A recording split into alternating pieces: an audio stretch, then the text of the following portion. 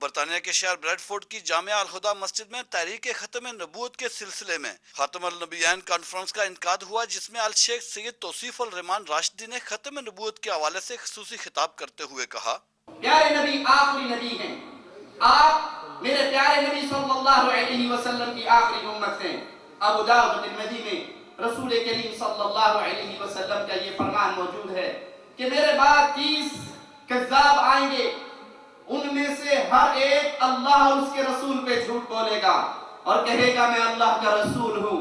اور محمد کریم صلی اللہ علیہ وسلم فرما رہے وَأَنَا خَاتِمُ النَّبِيِّينَ، لیکن یاد رکھنا مدینے کا تاجدار نبیوں میں سب کا سردار بن کے آیا صلی اللہ علیہ وسلم۔ لا نبی بعدی، میرے بعد اور کوئی نبی نہیں ہے۔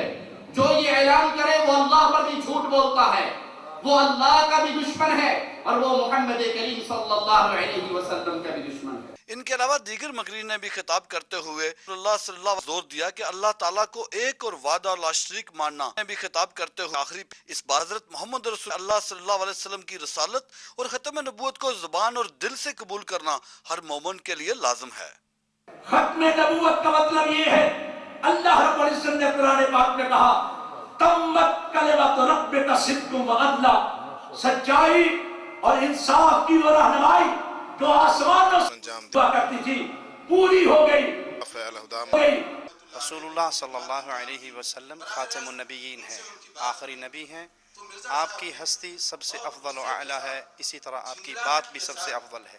نہ آپ سے بہتر کسی کی ہستی ہے، نہ آپ سے بہتر کسی کی بات ہے۔ الحمدللہ یہ ختم نبوت کے حوالے سے ایک ہماری کاوش ہے، اور ختم نبوت میں جنہوں نے خدمات سر انجام دی ہیں ان کی خدمات کا یہ اعتراف ہے الہدیٰ مسجد میں۔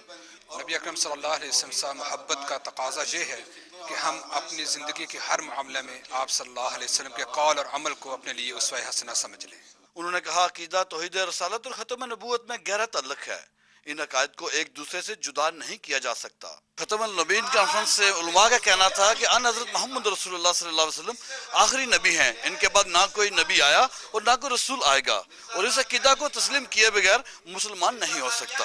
ارشد چال، AY نیوز، بریڈفورڈ۔